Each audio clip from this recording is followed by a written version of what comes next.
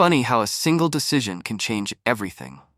For 13 years, Lily and I built a life together, our life. She wasn't just my girlfriend, she was my partner in everything. The person who knew my quirks, my fears, my dreams, the one I thought I'd grow old with. But one night, one confrontation, and suddenly that future vanished. We met when we were just kids, really. Me at 20, her at 19. We clicked instantly. She had this infectious laugh and a way of making even the smallest moments feel special. Over the years, we grew up together, moved in together, built a routine that felt unshakable. Dinners on the couch, vacations we saved for months to afford, late-night talks that stretched into the early hours. She was my best friend, my confidant, my constant. So how did it all fall apart? I'll tell you. It started with something so small I barely noticed it myself. A random click, a moment of curiosity. That click turned into a habit, and that habit turned into a secret. A secret I thought I could control. A secret I told myself didn't matter. But secrets always matter. Lily wasn't just the love of my life, she was the one person I never wanted to hurt. And yet, I betrayed her in the worst way imaginable. One night changed everything. One confrontation brought it all crashing down. I still see the look in her eyes when she found out. Shock, anger, heartbreak. It's the kind of look you never forget. The kind that makes you realize just how deeply you've destroyed something you once cherished. So here's my question to you. What do you do when the person you love most in the world finds out you've betrayed them? When your actions have shattered the trust they placed in you? I'm still trying to figure that out. Because as much as I want to blame anything else, curiosity, boredom, or even my own stupidity, the truth is, it was all me. This is my story, and it's not one I'm proud of. But if there's one thing I've learned, it's that sometimes the worst mistakes can teach you the most about yourself and what you've lost. Let me tell you what happened. Looking back, it's hard to pinpoint the exact moment things changed. For 13 years, Lily and I were inseparable. She wasn't just my girlfriend. She was my family, my home. We built our life together, piece by piece, and for the longest time, it felt unbreakable. We met in college, her studying graphic design, me slogging through computer science. I still remember the first time I saw her, sitting in the campus cafe with her sketchbook open, her headphones on, completely lost in her own world. She had this way of drawing you in without even trying. I made up some lame excuse to talk to her, something about needing directions, and somehow that turned into a conversation that lasted hours. From that day on, it was us against the world. Lily had this incredible way of making the ordinary feel extraordinary. Even grocery shopping felt fun with her. We had these little traditions, like our Friday night takeout dinners, where we'd binge-watch shows and argue over whether pineapple belongs on pizza. It doesn't, by the way, no matter how much she tried to convince me otherwise. Our inside jokes could fill a book.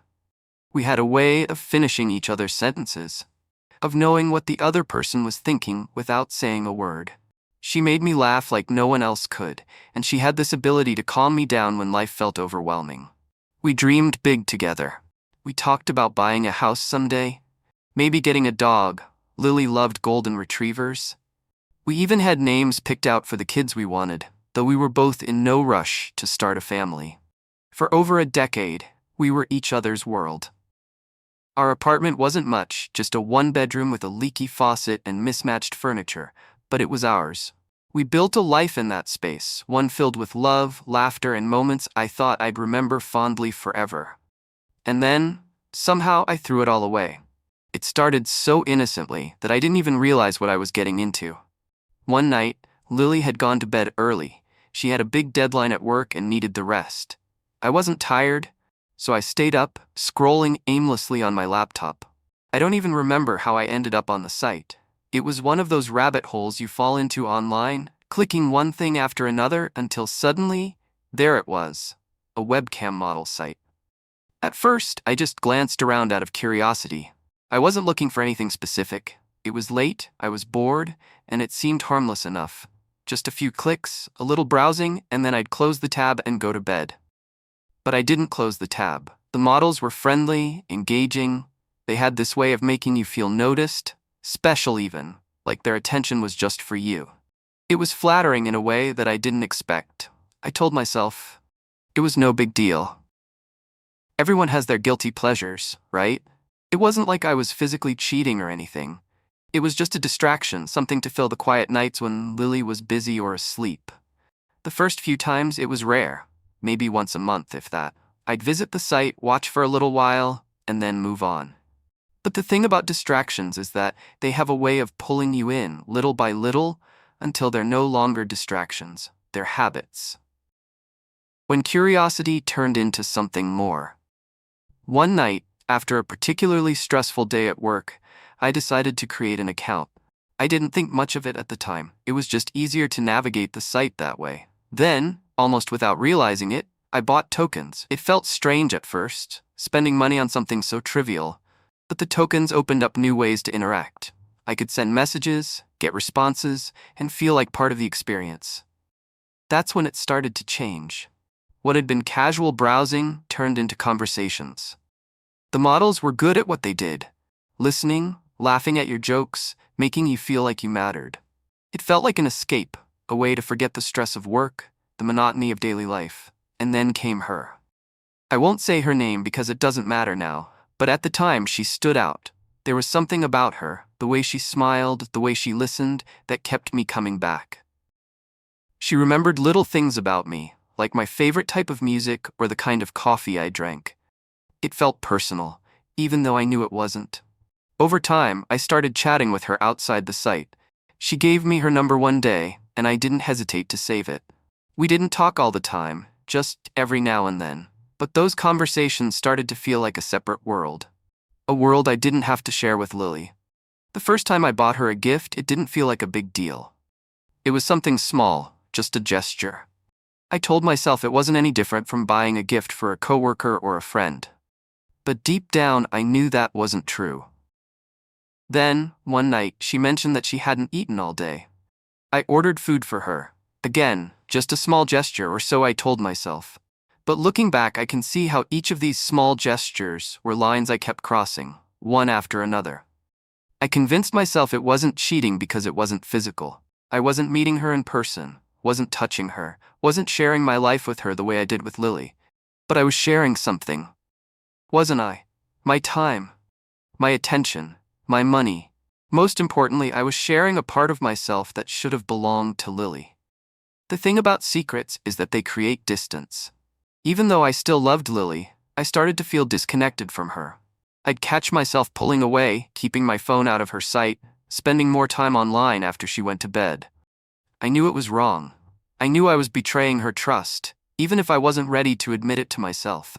But the more I told myself it wasn't a big deal, the deeper I went. And the worst part? Lily had no idea. She was still the same, kind, loving, supportive. She still laughed at my jokes, planned our future, and looked at me like I was the center of her world. I should have felt lucky, grateful, but instead I felt ashamed. And yet I didn't stop, not until it was too late. As I sit here now, replaying it all in my mind, I realize how easily it all could have been avoided. One decision, one moment of curiosity, set off a chain of events that led me to this point. And I can't help but wonder, what if I had closed that tab that first night? What if I had turned away before it became a habit? But I didn't. And now I'm left with the wreckage of a life I took for granted. It's strange how something so small can lead to something so destructive. At first, it was nothing. A random click on a webcam site during a late night. I was curious, bored, and looking for something to distract me. It didn't feel like a big deal, and it certainly didn't feel like cheating. After all, it was just me, a screen, and some strangers I'd never meet. But that was just the beginning. The first few times I visited the site, it was purely passive. I'd watch for a bit, then close the tab and move on. It was rare. Maybe once every few weeks, when Lily was working late or had already gone to bed.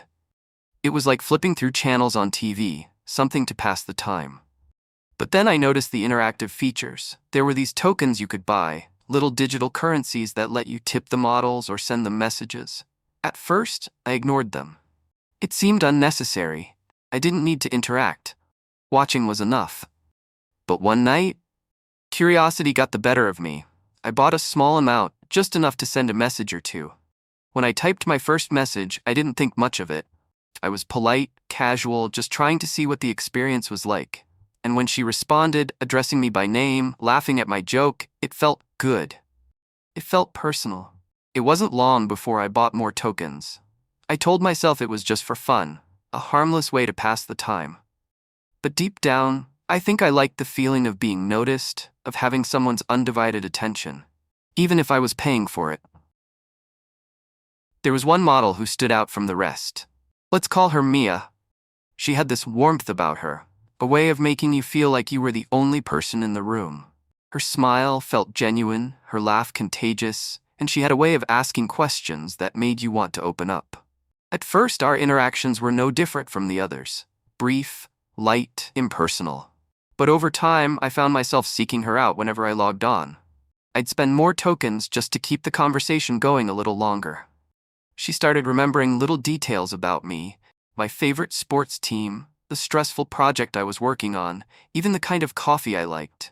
It was flattering in a way I hadn't expected. It felt comforting. One day, Mia gave me her personal number. I don't know why I accepted it.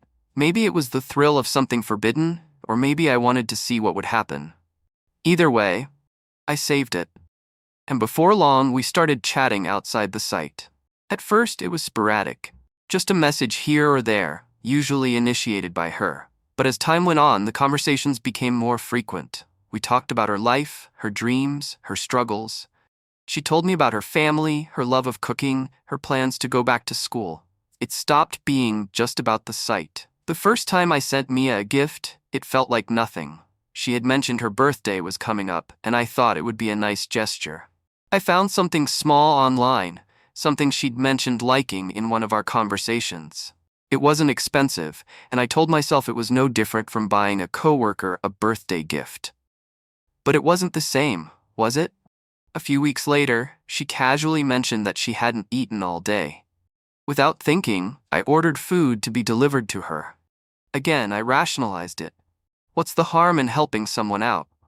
It felt good to do something kind, to feel needed. But these weren't acts of kindness. They were acts of attention. I gave her my time, my focus, my resources, things that should have been reserved for Lily. I started looking forward to our chats, wondering when she'd message me next. And even though I told myself it wasn't serious, that it wasn't real, it became something more. I told myself it wasn't cheating. There was no physical contact, no intimacy in the traditional sense. I wasn't sneaking out to meet Mia in person, and I certainly wasn't planning to leave Lily. This was just separate, a distraction. I convinced myself it didn't count because it wasn't tangible. It was just words on a screen, tokens exchanged for conversation, gestures that felt small in the grand scheme of things. But deep down, I knew better. Every time I hid my phone when Lily walked into the room, every time I stayed up late to chat with Mia instead of going to bed with Lily, I felt the weight of what I was doing. I knew I was crossing lines, betraying her trust, even if I refused to admit it to myself. It wasn't about Mia. It was about the attention, the escape, the illusion of connection without the messiness of real-life responsibilities. But that didn't make it any less wrong. As my connection with Mia grew, my relationship with Lily began to change. I started pulling away without even realizing it. I was distracted, less present, and less engaged in the life we had built together. Lily noticed, of course. She'd ask me if everything was okay, if something was bothering me. I'd always brush it off, telling her I was just tired or stressed from work. She'd believe me because she trusted me. And that trust? It only made the guilt worse. There were moments when I thought about stopping, about cutting things off with Mia and deleting the account for good. But I always found a reason not to. It was too easy, too convenient, too tempting to keep going, until one day, it wasn't. And by then, it was already too late. As I sit here now, recounting how it all began, I can see how obvious the path was. The signs were there from the start, but I ignored them. I told myself it didn't matter, that it wasn't serious.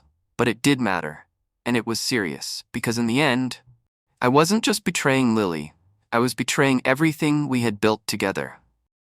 And no amount of rationalization could change that. It happened last night. I had just finished dinner, and Lily was cleaning up in the kitchen. I was on the couch, scrolling mindlessly through my phone. Everything seemed normal.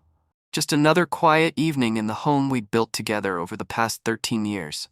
And then, it all changed. I didn't even notice at first. She must have walked over to the coffee table where I had left my laptop open, logged into an old account I'd forgotten to close.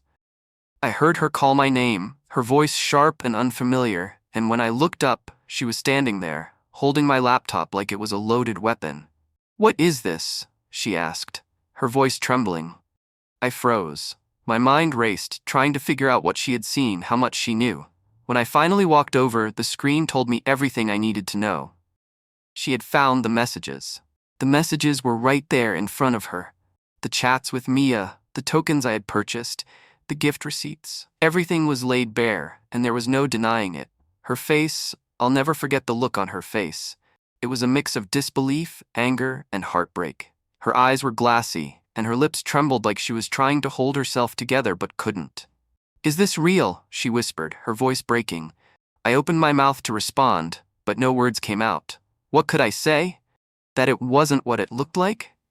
That it didn't mean anything? Every excuse felt hollow, every explanation inadequate.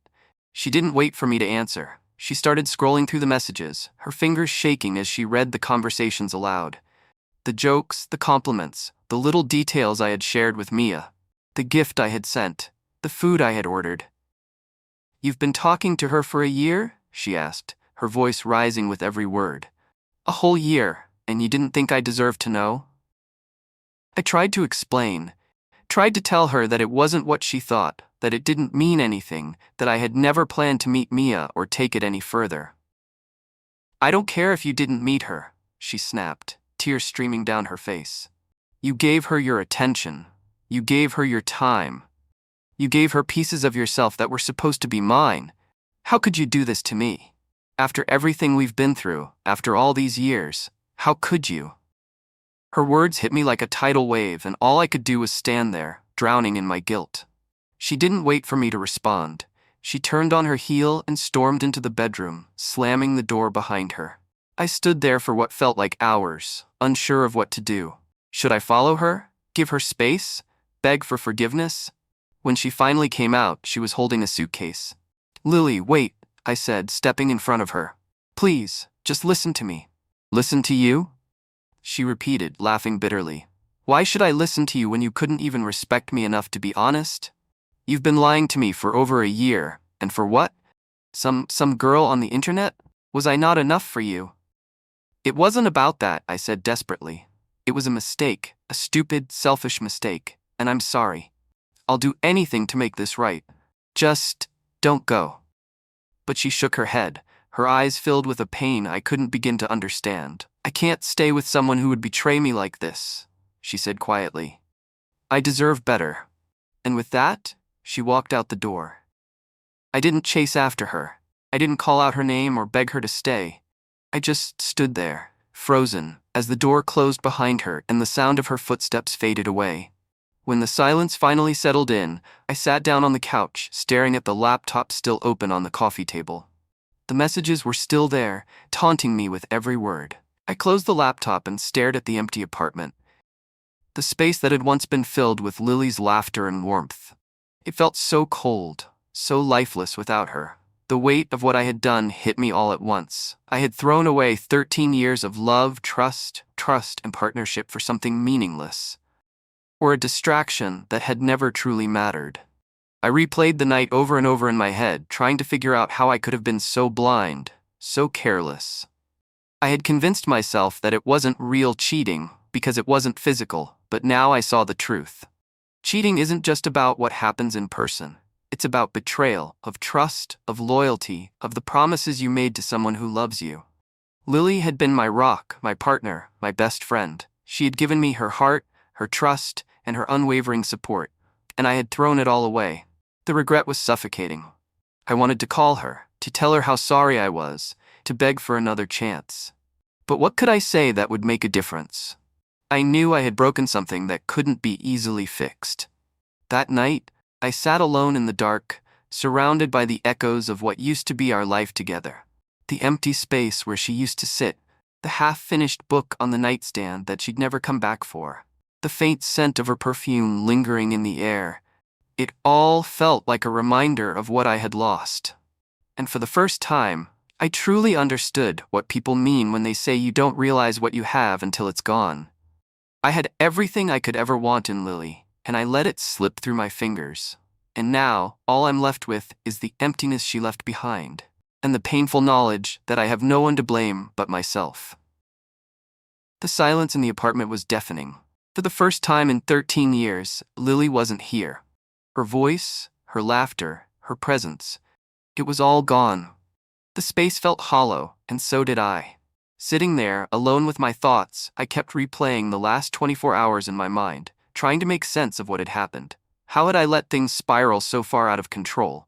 How had I convinced myself that what I was doing wasn't wrong? But the answer was simple. I didn't just betray her, I betrayed myself. When Lily walked out that door, she took more than just her things. She took the life we'd built together, the trust we'd shared, and the future we had dreamed of. But she also left me with something else, an unbearable weight of guilt and regret. I didn't just lose her. I lost myself. For 13 years, she had been my anchor, my constant. She was the person who saw the best in me, even when I couldn't see it myself.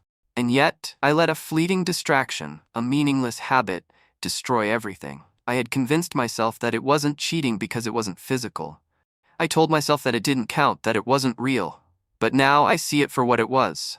A betrayal of trust, of loyalty, of love. Cheating isn't just about what you do. It's about the choices you make. The choice to prioritize something meaningless over someone who truly matters. The worst part wasn't the messages or the gifts or even the lies I told to cover my tracks. It was the way I made her feel. When she looked at me that night, I could see the pain in her eyes.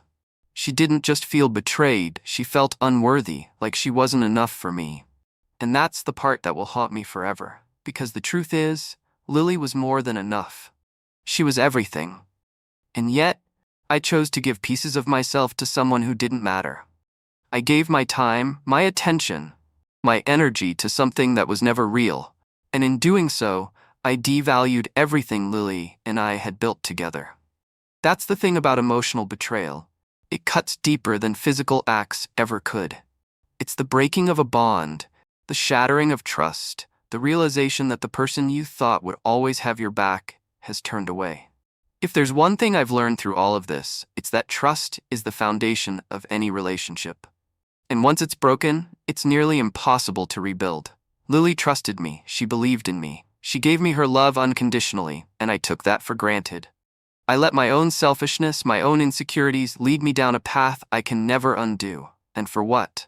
A fleeting sense of excitement? A temporary escape from reality? It wasn't worth it.